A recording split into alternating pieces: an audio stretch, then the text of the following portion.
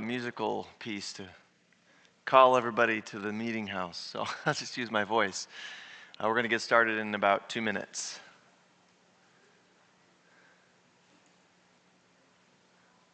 Should call Matt in here, have him bring his guitar. He's selling some product over there.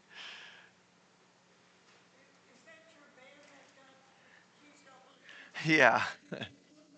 Yeah, they got him. They got it taken care of, thankfully. I heard.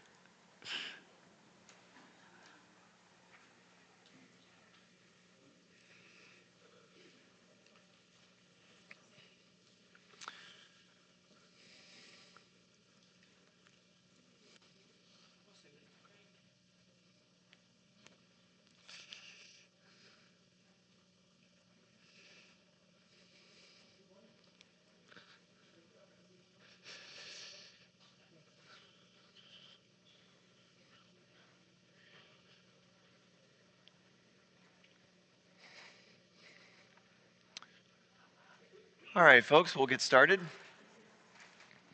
So, my name is Tristan LeClaire. I am the founder and chief executive of Simple Kneads. We make a gluten-free sourdough bread. That's our slogan back here is that most gluten-free breads are not nutritious. Bring this forward so you can see it a little better.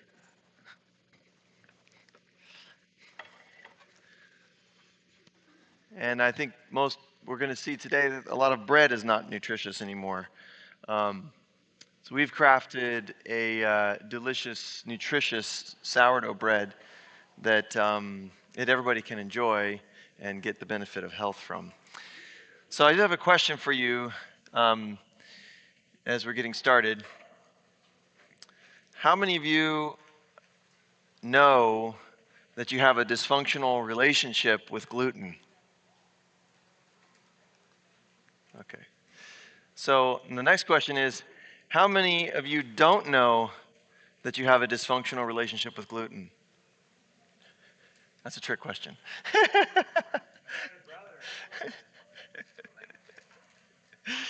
Well, let me shine some light on it for you. Well, I've got to figure out how to change the slides. My arrows are not working.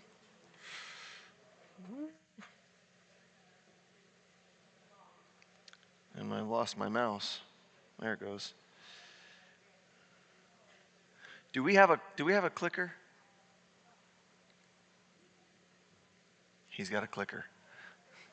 Give me 1 second, guys. Technology.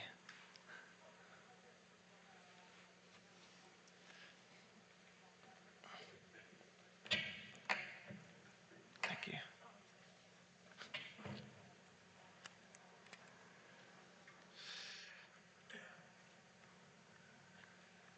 We'll see if this is going to work.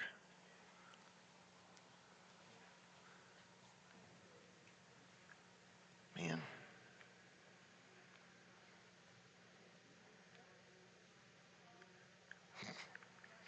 Okay. Well, I have to do it the old-fashioned way. Let me see if I can pull it up like this.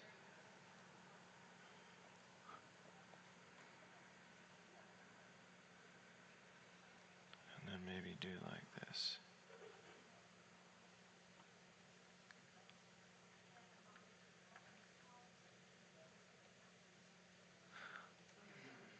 It's my little guy. So when our son Shiloh was 2 years old, we discovered that he had a dysfunctional relationship with gluten. And his symptoms were severe. His cheeks were very chapped all the time and kind of terrible. He had really bad bowel movements, and he struggled with that as soon as we introduced bread into his diet, and grains. And so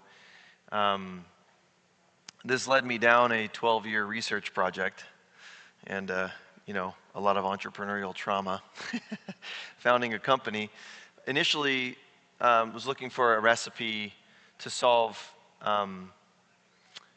his problem and tried to find other products that were in the grocery store that were healthy, nutritious, that were gluten-free, and it was pretty much non-existent in the bread aisle. And actually, in this whole development process, I came to meet and become friends with Barbara O'Neill's daughter. And I was a contractor at the time. I'd done health retreats and nutritional consulting, but I was also doing construction to pay the bills, and health was my passion, and construction was my job.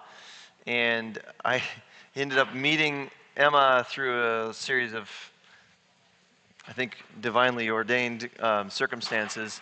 And we got trapped at her house during a snowstorm. We were stopping to just get some Barbara DVDs instead of her mailing them, because we were literally driving right by Minneapolis, where she lives. And anyways, we got trapped there with this huge blizzard in her house, and I began fixing everything inside her house. And she said, well, I need my roof done. Would you come back in the summer and do my roof? And I was like, sure. So we ended up coming back, and I recladded her entire house, all her windows, all her doors, all her siding and roofing, the whole thing. So I was there for several months, and while we were there, they began working, my wife and her began working on this sourdough idea. And there was, my wife's sister came, and Barbara was looking for help in Misty Mountain, and my wife's sister Raphael, who's Greg Batistas' wife, who you saw yesterday,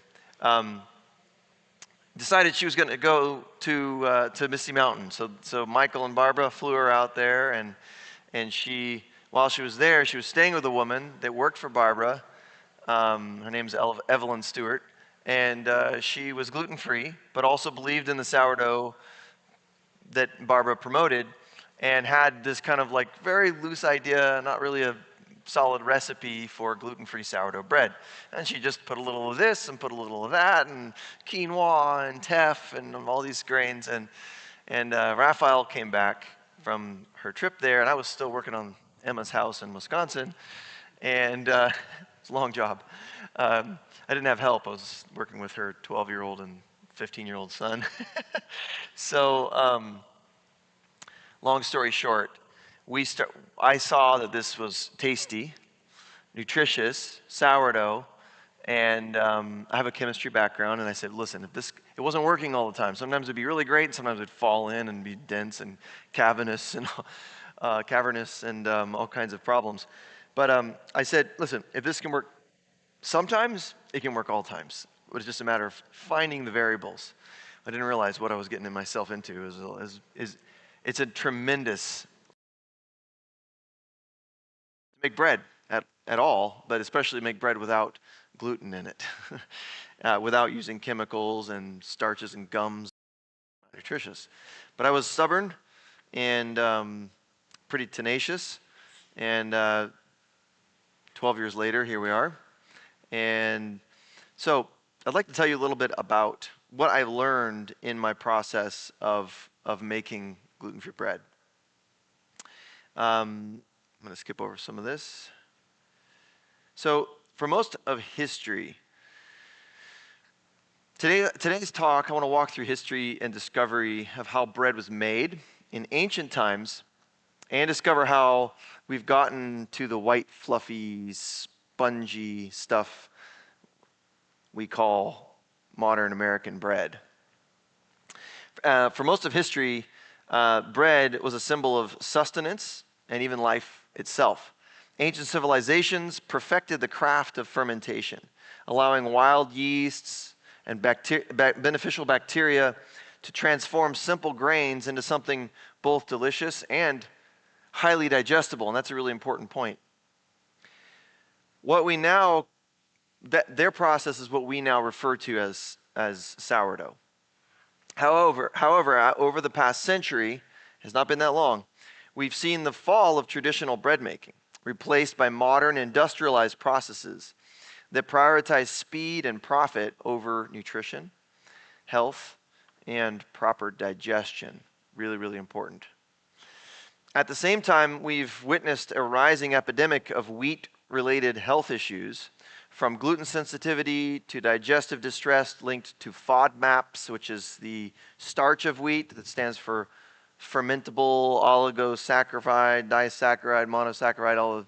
They're basically fermentable starches that are the starch of wheat, that are an inflammatory form of starch that's found in wheat and several other grains, especially the wheat related grains, barley, triticale, rye. So, is it a coincidence, the change in the processing of our wheat, of our bread, and the rise of these sensitivities? I don't think it is.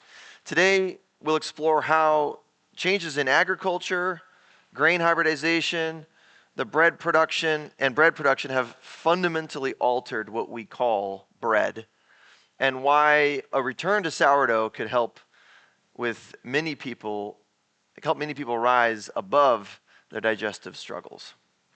Pardon the bread puns. So, the early days of bread, a natural fermented staple. Bread has been around since the dawn of time.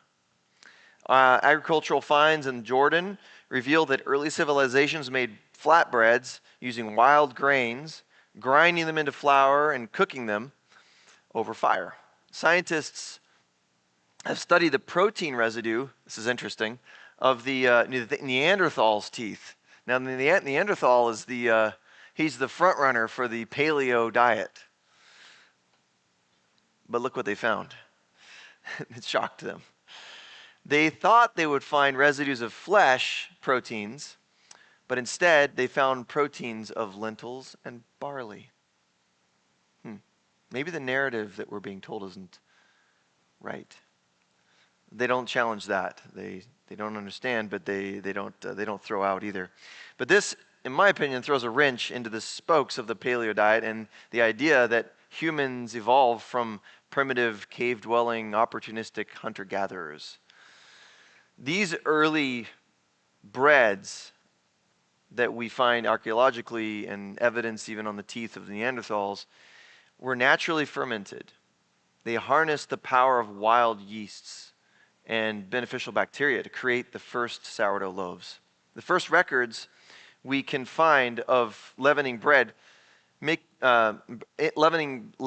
making come from the Egyptians, who were likely the first to harness the wild yeasts and bacteria to leaven bread, resulting in the first sourdough loaves. This wasn't just about texture and flavor, however. It fundamentally changed the nutritional profile of bread. And here's how. It broke down the gluten proteins, making digestion easier. Remember we talked about digestion is such a fundamental thing. It breaks down the FODMAP starches. Remember that first letter F in FODMAP is an acronym, and it means fermentable. So we need to ferment them. Well, if we don't ferment them before we eat them, they're going to ferment in your gut. And they're going to create inflammation and bloating. So it also reduces the phytic acid and lectins. I don't know if you've heard those terms, but those are terms that a lot of carnivorous diet people will use against vegetarian diet. But the fact of the matter is that those compounds are easily reduced and removed by proper processing of our foods. So the sourdough process actually breaks down the phytic acid and lectins that are found in grains. Now, interestingly enough, Simple Kneads is made from lectin-free grains for the most part. I think quinoa has some, but the grains that we use are actually already much easier on the body. So then the last thing is that it creates beneficial organic acids that support gut health. So sourdough became a gold standard of bread making for thousands of years, passed down through generations. And in Psalms 104:15, the Bible says the Bible describes bread as food that strengthens the heart of man. You see there, it says, He causeth the grass to grow for the cattle and herb for the service of man. And Barbara loves to quote that. that he may bring forth food out of the earth, and wine that maketh glad the heart of man, and oil to make his face to shine, and bread which strengtheneth the heart of men. But I ask the question, is that so with modern breads? Are they strengthening the heart of man? They are not. So here's a quick timeline. So sourdough became the first evidence we have of any civilization we see bread making. The Egyptians perfected, BC 3000-ish. Then in 1000 BC, we see the Bible referring to it there in Psalms. And then we flash forward 2,800 years to modern times. Nothing was changed. Nothing changed between those periods. And all of a sudden, Louis Pasteur comes on the scene, and he isolates commercial baker's yeast in 1857. Then it didn't really take off because the culture of the time was so ingrained in the old-fashioned way of making bread that it took a while, and it took a lot of marketing efforts to get specifically Americans to migrate to more what we are familiar with today. And we'll go into that a little bit. But so then in the 1920s and 1940s, bread is industrialized. Well, especially in the 1940s, what do we know was happening? We had a world war, and there was a necessity. There was not very many men in the States anymore. Women took a lot of roles in that period of time. And there was a need also for, making manufacturing processes easier. And so the woman going back to the workforce, going into the workforce, leaving not a lot of time anymore for this sourdough baking process that is laborsome and time-consuming and difficult, but very rewarding. And so it became a vacuum, and it needed to be filled, and it was filled with industrial baking companies like Ward Baking Company, which became Wonder Bread. And they utilized a lot of racism. They utilized a lot of disinformation, and they leveraged a lot of unfortunate, unsanitary processes in small bakeries to get people to have a fear of wholesome bread. And a stigma around it as well. And then in the 1950s, we see that bread, the modern agricultural efforts began influencing, science began influencing agriculture, and they began hybridizing and over-hybridizing wheat. And so today, we see wheat sensitivity is at an all-time high. Autoimmune diseases are rising. Heart diseases are killing us. Diabetes is enslaving us. And how did we get here? So, the industrialization of bread. The dough started to crumble. Everything changed with the industrial revolution. Bread, which had once taken days to prepare through natural fermentation, was suddenly being made in mere hours or even less. The driving force behind this change was the development of commercial yeasts in the mid-19th century. After being discovered by Louis Pasteur, the father of modern allopathic medicine. So unlike wild fermentation, commercial yeasts allowed industrial bread companies to make bread very quickly, but they have something very different about them. The reason that is so is because he isolated one specific, very prolific yeast strain, and it was so prolific that it was able to be dried out and maintain its activity. Most of the bacteria and the other things will die over time if you try to just let them sit there for a long time. But the dry active yeast was so prolific, and they were able to basically figure out in the industrialization of it a way to keep it active. In the beginning, it was actually wet yeast, and then they figured out how to dry it out and keep it still active. And so what it was missing was all the completeness of a sourdough culture, which is filled with healthy bacteria, multiplicity of different wild yeasts that are very gentle, much more gentle than what you'd find in the baker's yeast strain.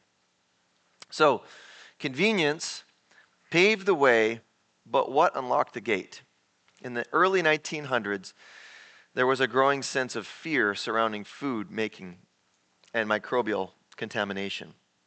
So, remember, Pasteur also was the father of the germ theory. And so we didn't know what germs were before he discovered them. And he figured out that, that they could identify all these different microbes, and he became hyper fixated, and allopathy came with him. And so there was a hyper fixation on cleanliness, and it's not a bad thing, cleanliness is good, but there was a hyper fixation upon germs and a phobia of germs. We've seen an outworking of this just 5 years ago in the world, where we became so hyper fixated on germs that we turn our back on society and forgot normal cultural, the ways that our bodies have dealt with germs from the beginning. It's not in isolation necessarily. And so, here he is promoting this germ theory, and the industrial complex, especially in food making, leveraged this in their marketing material to say, hey, you don't want to buy bread from these dirty cultures. And this is where racism came into play. And so Italians and blacks and Hispanics were all targeted specifically in their marketing materials. And they began basically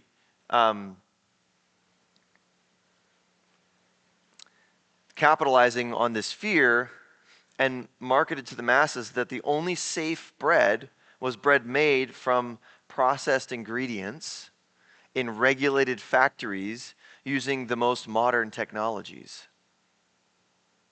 And people bought it hook, line, and sinker. There's a book titled White Bread that I highly recommend if you want to go deeper into the history of all this.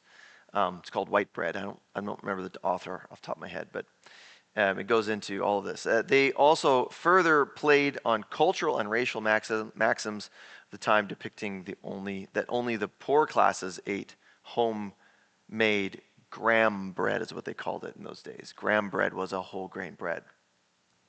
This marketing strategy was overwhelmingly successful, and Americans shifted their ideals to the whim of big corporate interests. The rise in yeast-risen bread made from white processed ingredients sped up production and skyrocketed profits, but slowed down digestion and robbed health from the masses. Without long-term fermentation times, gluten and complex carbohydrates remained largely intact, making them harder for our bodies to process. The result, more people struggling with bloating, inflammation, and digestive discomfort. By the mid-20th century, things got even worse.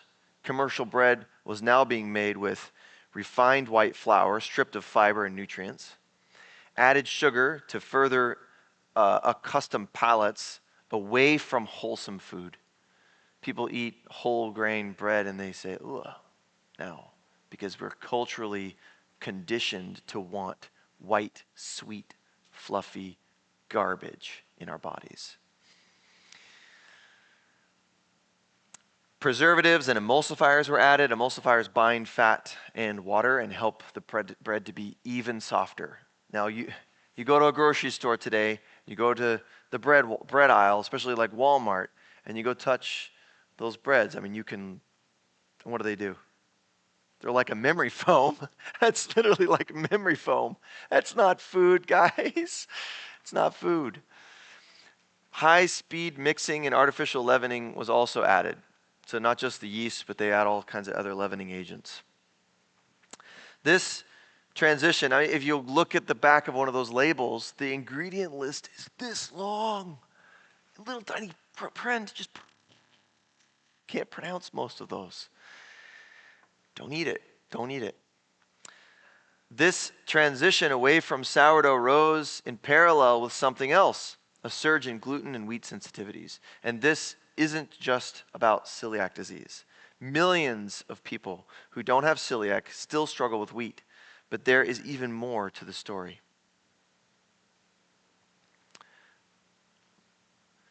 It's a different grain altogether that we're looking at today than the ancient strains. It's not just the bread making process that has changed, it's the wheat itself. Over the past century, wheat has been aggressively hybridized to maximize yield and baking performance. The result? Modern wheat varieties contain more gluten, and not just more quantity, but also a different structure with more complex proteins that are harder to digest. Additionally, new proteins have been introduced. I'm going to give you an example of this. If you have a modern wheat bread formula, just a recipe that you can make bread with, and you go home and you get your wheat flour, go get King Arthur's wheat flour, whatever it is, and you bake with that modern wheat, and you get this amazing outcome. Take the same exact recipe and try to substitute kamut flour or spelt flour, one of the ancient wheat grains.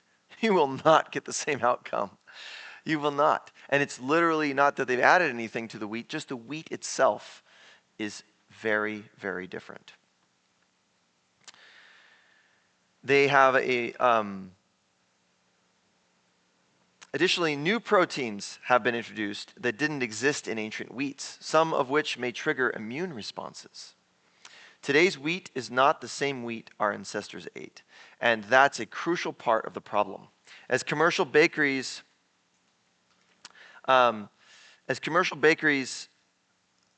mechanized bread manufacturing, they demanded wheat that was also cutting edge.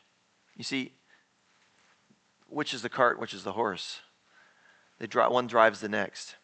Every kind of scientific research was launched into accommodating the demand of the market. Now, I'm in bread making. I know the technology that exists for wheat. I have connections with some of the biggest mills in the nation, and I've been to their labs. And they have entire gigantic laboratories devoted with mass spectrum chronometers and every which thing you can possibly imagine for the analysis of wheat and the perfecting of wheat. And they give the feedback back to the farmers, and there's this research and feedback mechanism of optimizing and for manufacturing purposes. They want a specific outcome, not thinking about the outcome to our health. And there's almost nothing for the gluten-free space. There's no industry standards. There's no research that's been done. They don't even understand. They don't control anything in the gluten-free space, unlike the wheat. So there's four things that have changed. Wheat hybridization, as we've already discussed, higher gluten content over the century. The second is the FODMAP factor. So beyond gluten, modern wheat is also higher in fructans, a type of FODMAP, fermentable oligosaccharide, disaccharide, monosaccharide, and polyols. So that stands for. These are short-chain carbohydrates that can be hard to digest, leading to bloating, gas, and dysfunction, especially for people with IBS or other gut issues. But it wasn't just more gluten they were interested, or the more FODMAPs. It was more overall wheat. As this one ingredient exploded to make up more than 30% of Americans' caloric intake. 30% of Americans' caloric intake comes from one food, wheat. This put incredible pressure on farmers to increase yield from their land. And so, in spirit of science and manipulation of nature, not to mention a good way to get rid of wartime chemicals. Desiccants and pesticides were introduced starting in the 40s and 50s. The widespread adoption of glyphosate, Roundup, in wheat farming has added another layer of concern. Glyphosate residues have been linked to gut microbe disruption. Do you want to have gut microbe disruption? We want those microbes. We depend on them. And increased intestinal permeability of the intestines, two factors that can contribute to food sensitivities. So when people say they can tolerate wheat today, it may not just be about gluten. They can't tolerate it. It may not just be about gluten. It's a combination of higher gluten content, increased pesticides and herbicide exposure, and poorly digested FODMAP starches. The result? We have a 100% increase in the gluten content. We have a 43% increase in the FODMAP levels.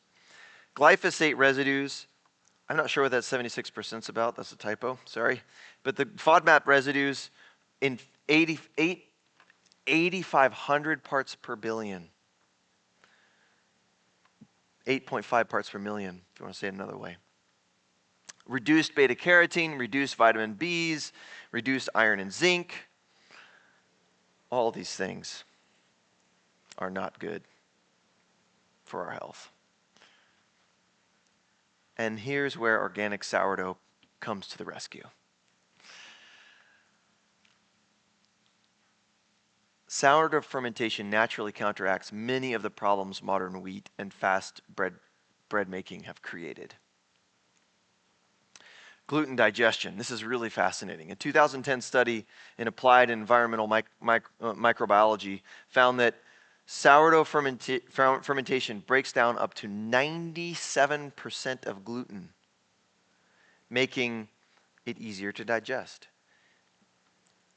even for those with mild gluten sensitivity. This is approximately 124,000 parts per million of gluten in yeast-risen bread, whereas in sourdough bread, the concentration of gluten is dramatically reduced to just hundreds. It's from hundreds of thousands to just hundreds. That's incredible. That's just in sourdough process, even with the modern wheats and all of that. Same wheat in both studies. So, what is gluten? Does anybody know what gluten is? Say it. Gluten is the protein of wheat. Now, notice it says in gluten. Gluten, anything that ends in is scientifically is a gluten. I mean, is a protein. So here's a couple more proteins. What's the most important function that protein does in the body?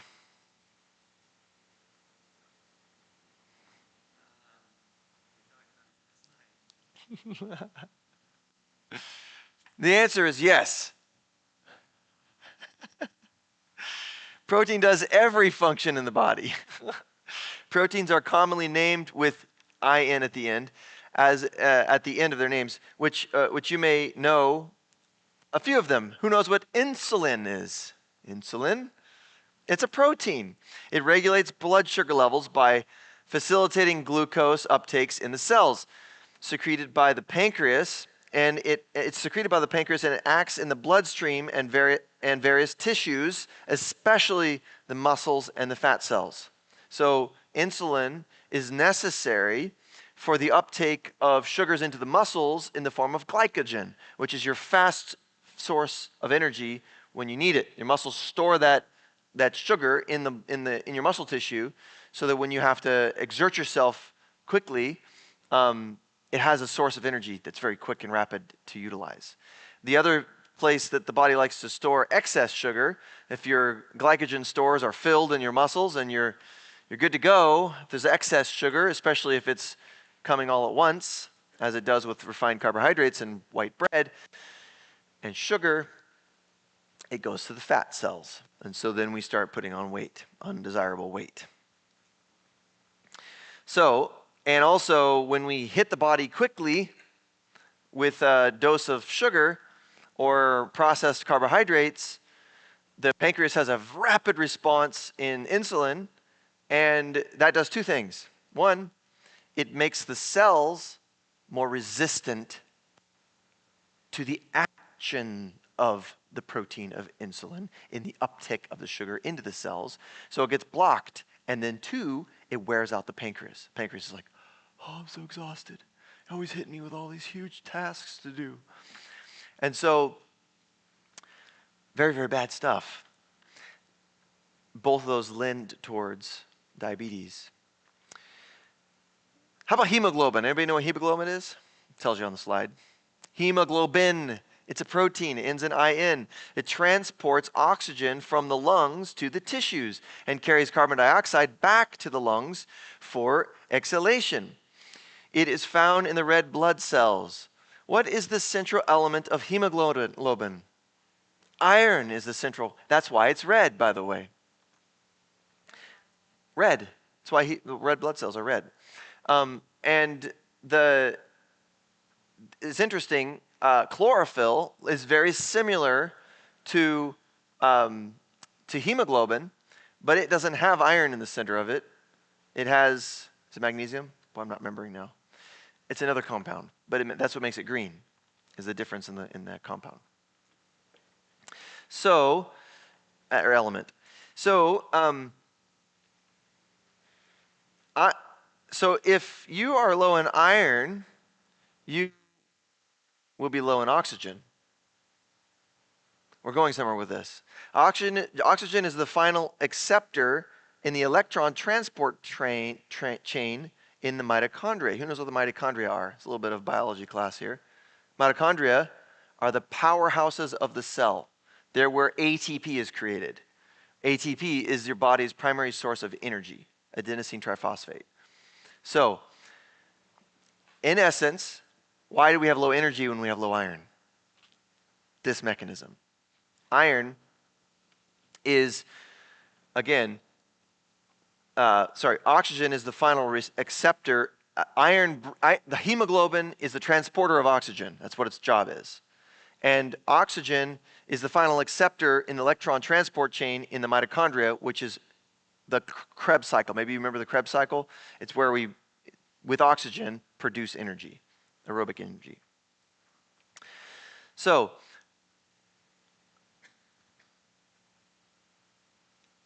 well, I already said that. I was going to say, well, yeah. So low iron, low hemoglobin, protein that transports oxygen in the blood, low hemoglobin, low oxygen, low energy. You got the sequence there?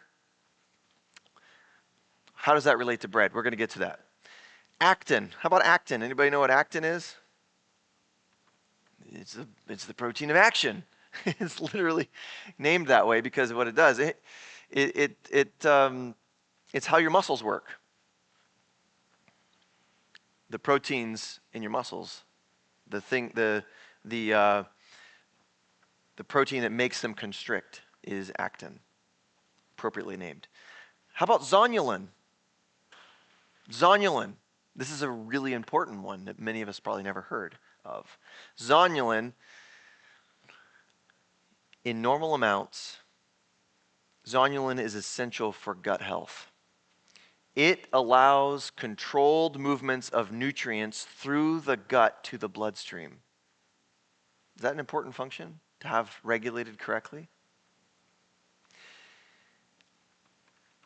However, in excess, it weakens the gut barrier, contributing to leaky gut, systematic inflammation, and chronic health conditions, and the disruption of nutrient absorption.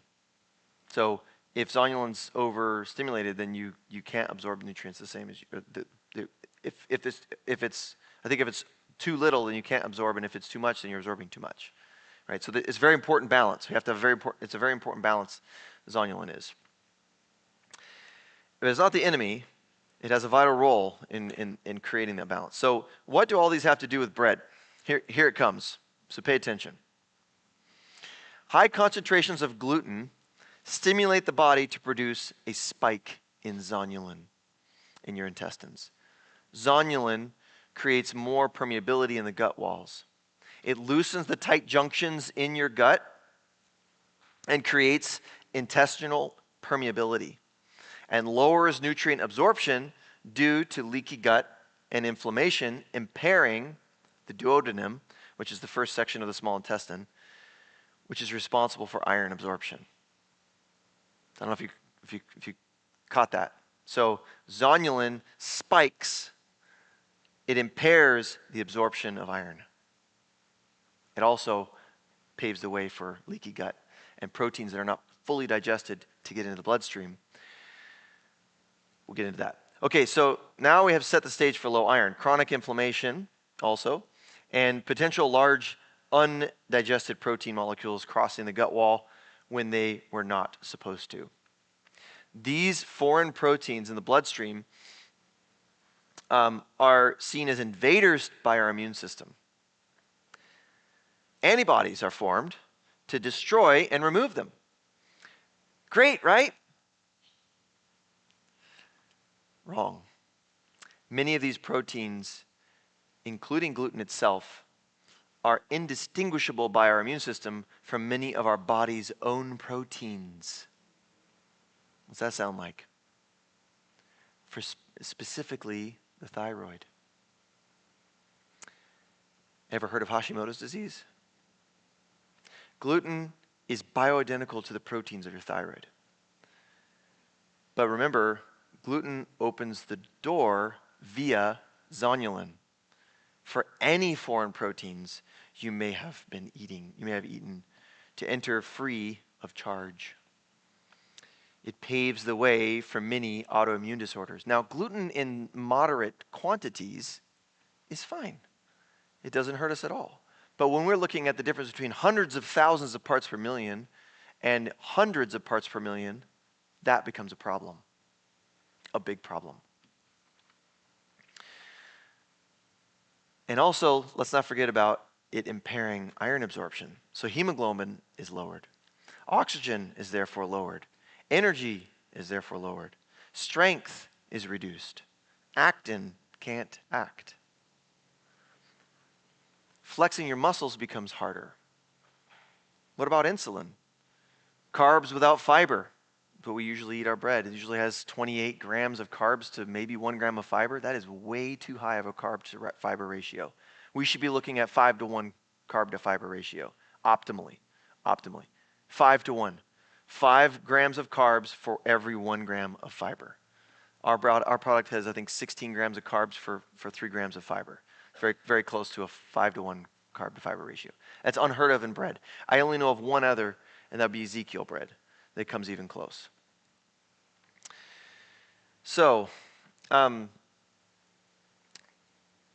more you spike insulin,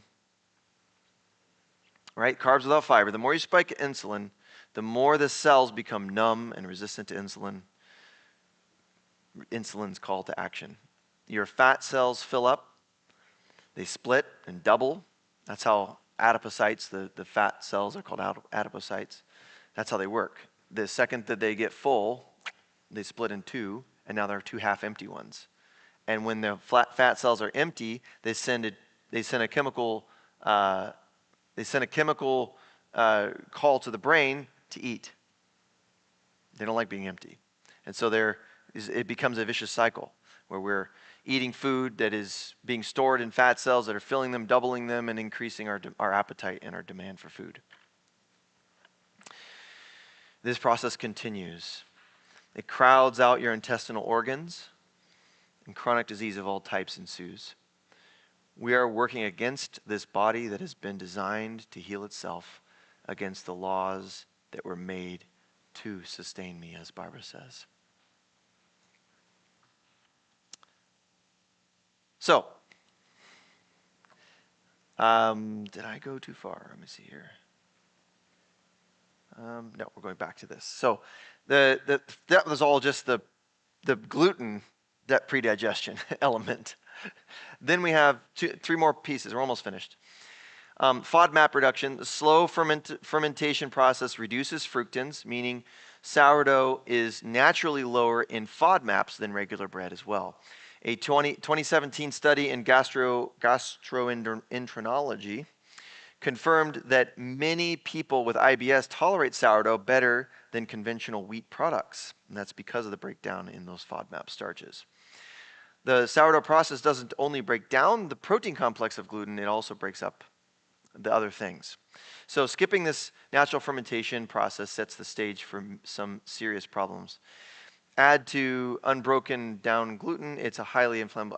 We don't need to, we've already gone through this. We're good, sorry. So the third thing is enhanced nutrient absorption. Now remember I talked about digestibility. Digestibility of our food. Now we can have all the nutrients we want in our food, but if we can't access them, what good do they do us? We have to be able to break down our foods and digest them properly. The proper digestion is the beginning of health.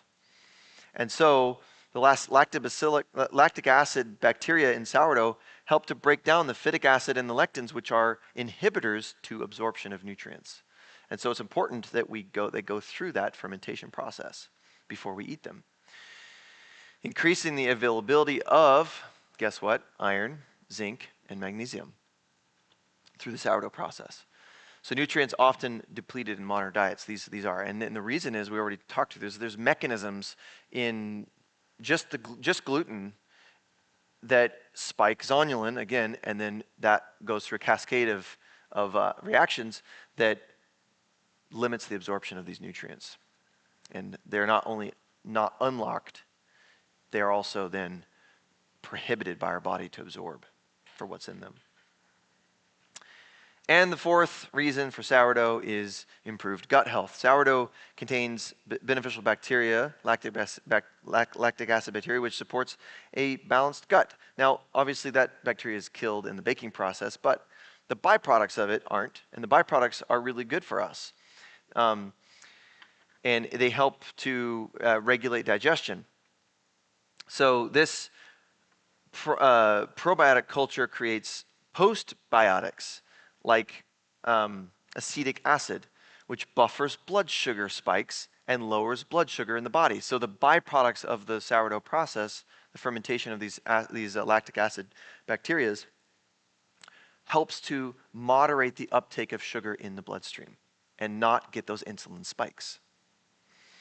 So it makes a much lower glycemic load in your food.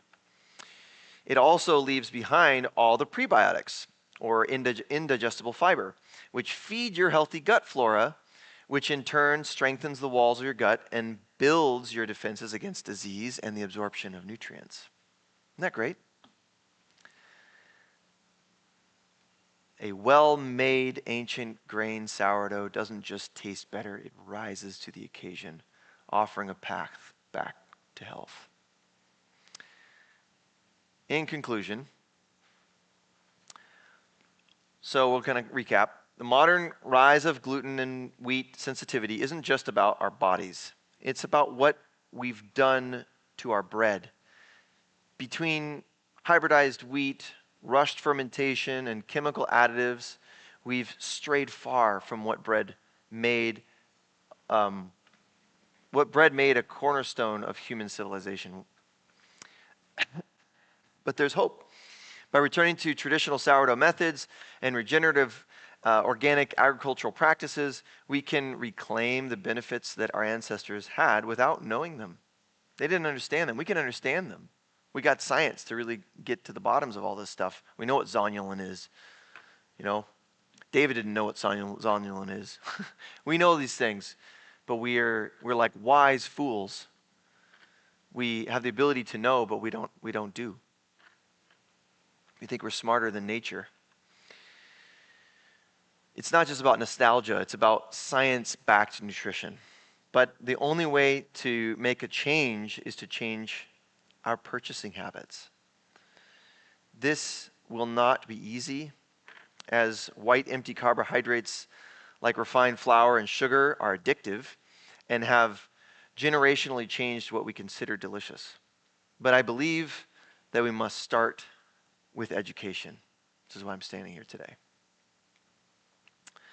I don't know if I'll get another chance to talk with you at this event, but I have another talk that discusses the focus on an ancient solution to a modern problem and looks at gluten-free the gluten-free side of the bread baking industry, and really highlights my product and shows why Simple Kneads is so special and uniquely positioned to answer this health problem that we've created by the overutilization of one ingredient, wheat, and how our bodies need a break. They just need a break from time to time, and we're supposed to mix it up anyways. Like, nature has a lot to offer for a reason. No animals that live on this earth live on a single food. They go and they eat from here and there and every other way. And humanity says, well, we're just going to focus on these couple 5 things here and fill our bellies with corn, wheat, soy, and dairy and animal products. And those things there's so much more that nature has to offer. And Simple Kneads, I crafted it to try to help people expand their borders and diversify their diets and offer food that is truly nutritious, sourdough fermented and made from ancient grains like millet, sorghum, buckwheat, teff, and quinoa instead of wheat and its derivatives. So thank you. And if you have any questions, I'm happy to answer some. Yeah. So we have 4 flavors. Sourdough, I actually don't have any pictures of them on here. Should have done that. Oh, I do in the beginning, yeah. Let's go back to the beginning slide here.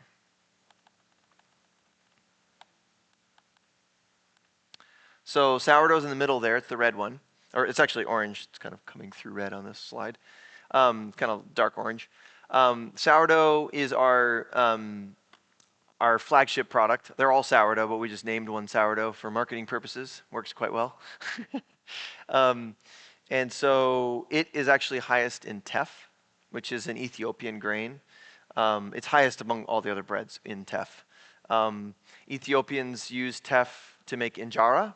If you've ever eaten in an Ethiopian restaurant, it's their flat bread and it's fermented, sourdough fermented, and they usually bake it on a hot rock in the desert, or they'll bake it on a cast iron skillet of things, and so it makes like a nice big flat. And teff is an amazing grain.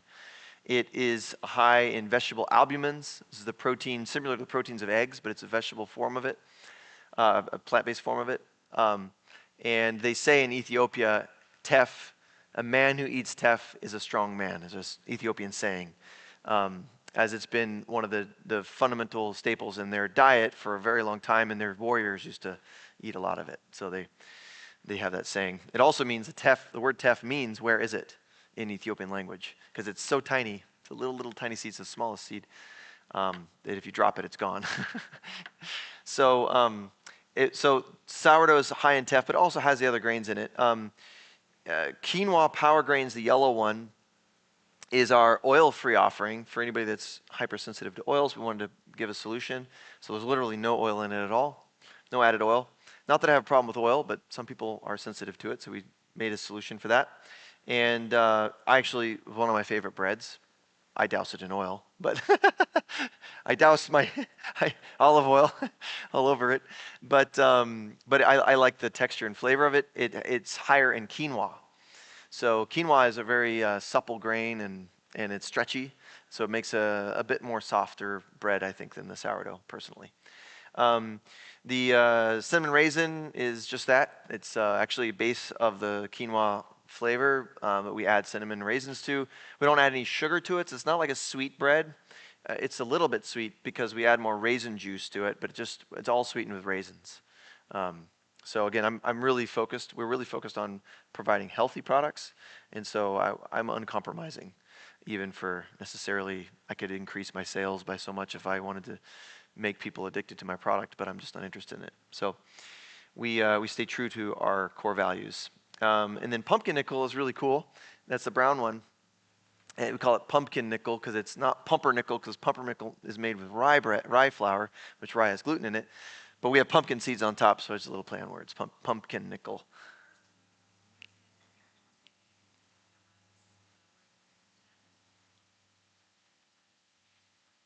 Teff?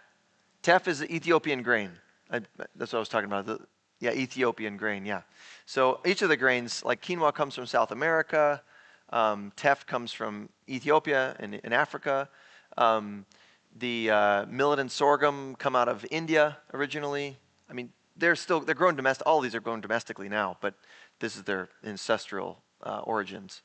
and then buckwheat from Russia and northern Asia. So these are all like really amazing grains. The name buckwheat has no relation at all to wheat.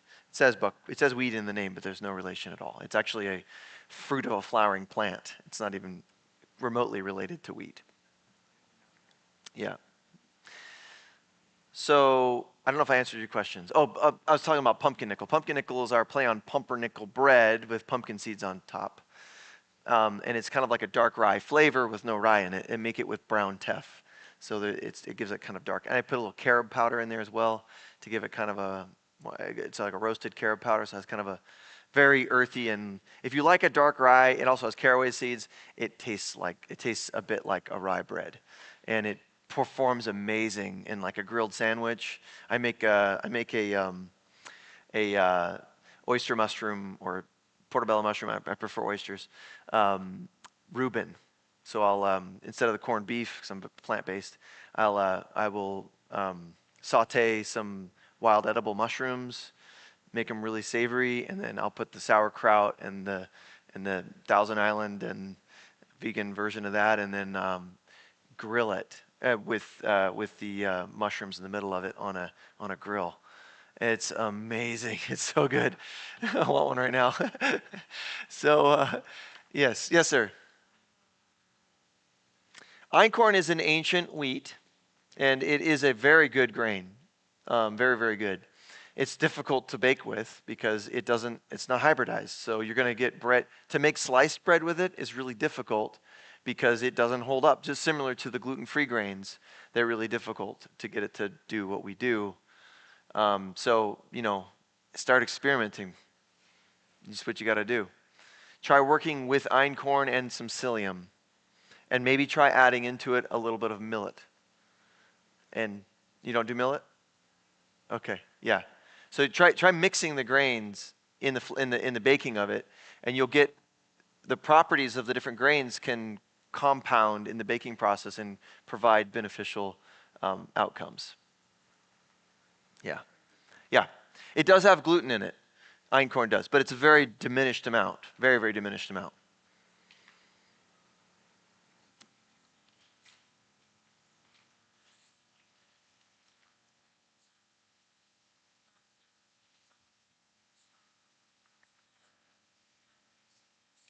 Yes.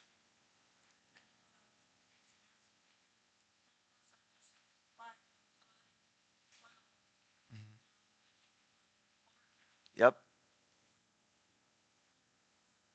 Yep.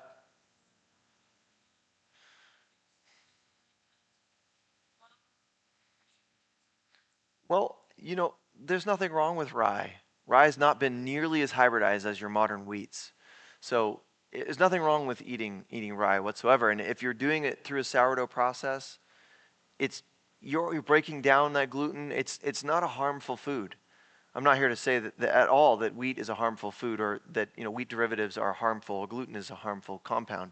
It's just that we have to process it properly, and it sounds like you are through a sourdough process. Now be careful though, because a sourdough culture that started with dry active yeast is not a sourdough culture.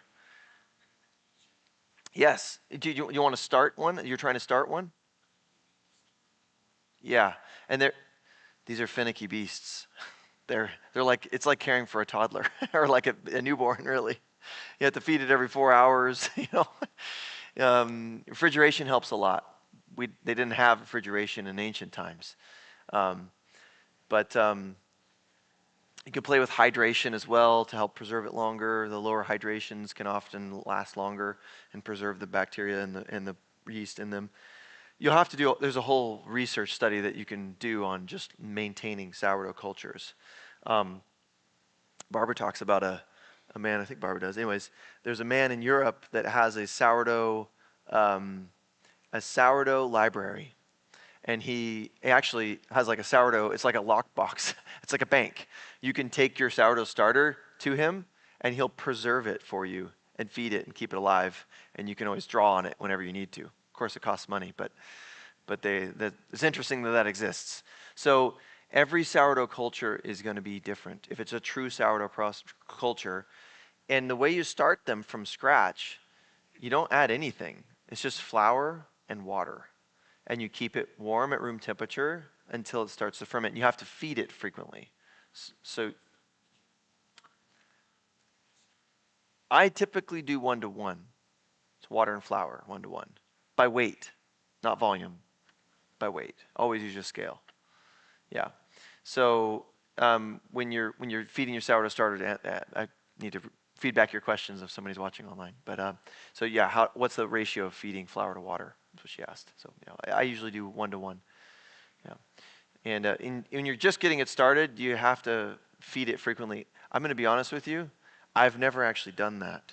Started it from scratch because Barbara gave me her starter years and years ago, and I fed it, and I never killed it. Actually, no, I never killed it. Never killed it completely. Her daughter in Wisconsin phoned me up once. I actually got it from her through her from Barbara, but she phoned me up and she said, "Tristan, I need you to send me some starter. I killed my starter." I'm like, "What? You killed the starter?" She's like, "Yeah, my son fed it colloidal silver on accident." Dead. It killed it dead. So colloidal silver works. It's an antimicrobial to the max. So yeah, it killed it dead. So the easiest way to do it is find someone that has a sourdough culture and get a little piece of it from them. It's very easy to propagate at that level. But I know that you can start it from just flour and water. And you have to feed it frequently and keep it warm. And then when it starts bubbling a little bit, you take a little bit and you feed it, I think every like 2 hours through the day and keeping it warm, and you dump out half of it, and you feed half, dump out half, feed half. You do that so it doesn't scale, doesn't get huge. And doubling happens very quickly, so you just keep a very small quantity, and you're just dumping out little teaspoons of flour, the starter or whatever. And you just keep it warm. You can put on a little warming pad, just make sure it doesn't get too hot. It can't get above like 90 degrees, 98 degrees max, like body temperature max. And keeping it warm like that over time, it will eventually start bubbling, and then you can reduce the feeding frequency and start building it up to use. Yes, yes. So a lot of sourdough bakeries, especially like not traditional ones, but modern sourdough bakeries like San Francisco sourdough, are really after that like really sour bread. We're not looking for that. They'll even add vinegar to it, and they make it like very, very sour. And I think that's not really the best for digestion. And so they'll just keep it out for days and days, and it just gets very, very, very sour. Our process is different than that. We are identifying the peak of activity in the sourdough culture, and where it's like fully active and doing its work. It's really cool to see. Like it is just bubbling and like boiling. It's like boiling. So we identify where that peak activity point is, and then we will chill it at a specific pH to keep it from going further in the process to getting to where it gets very, very acid, and I don't think is good for us. So I'm not looking for sour bread. I'm looking for the old-fashioned way of making bread that is still sweet and not a super sour product. Yeah. So it just depends on what you're looking for in outcome. But me personally, I think that there's a point before it gets very sour that's the peak of healthiness.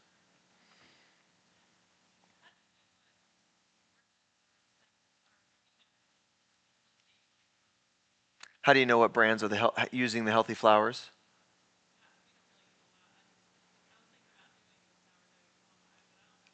How do you know which brands are best? Simple needs.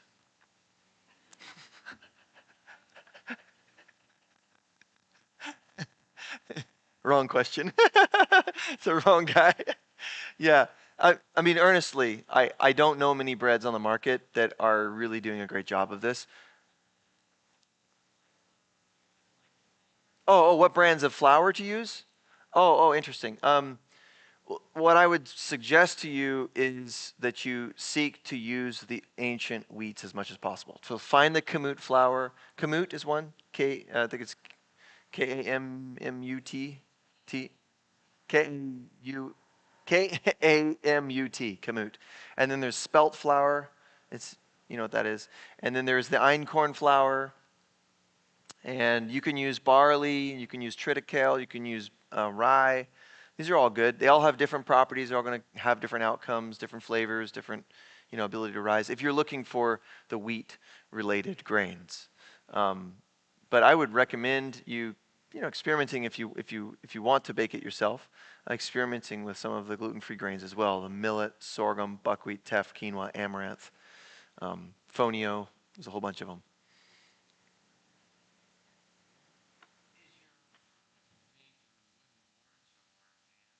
It's in pans. It's baked in pans. Yeah.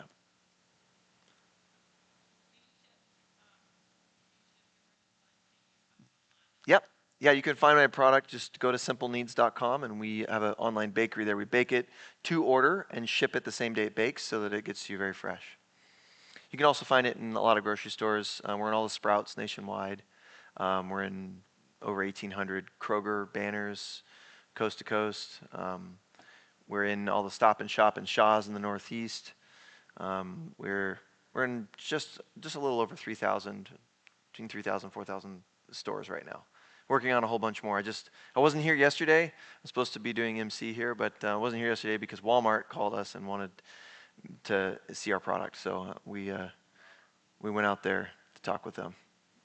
Hopefully they can get some healthier product on their shelf too soon. I do. We'll have a whole bunch here. It's all in the van right there. They'll be here around 1 to open it up, and we'll be selling it. Yeah. Any other questions? FODMAP stands for fermentable oligosaccharide, uh, oh man, I got it right here. I'm not going to try to regurgitate that. They're basically short chain starches that are it can be inflammatory, difficult to digest. Yeah.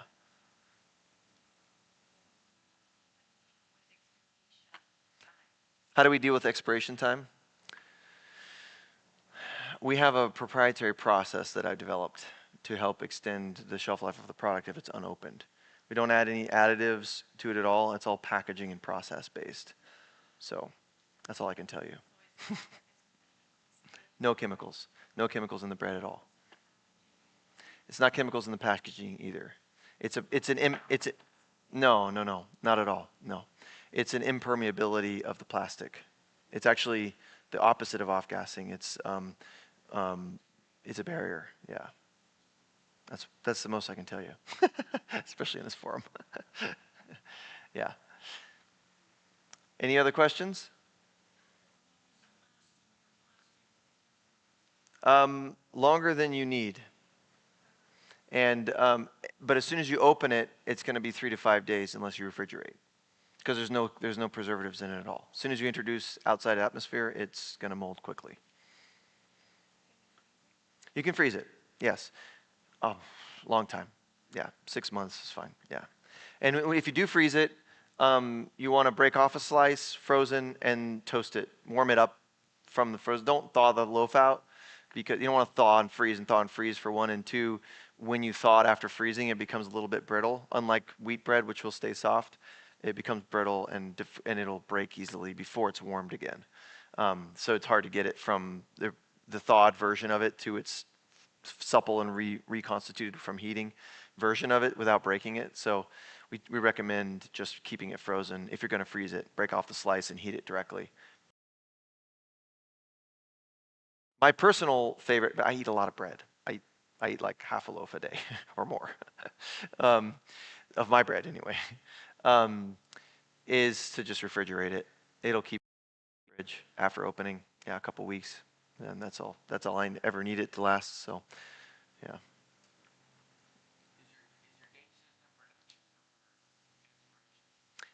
It's expiration on the twist tie. Yeah, it'll tell you. Any other questions? We good? All right, guys. We've gone a little over. I think it's time for lunch now. I'm not, yeah. Thank you. Thank you. I, oh. Yeah. Well, they're opening up at 1. They'll have some samples available. So yeah, I'll see.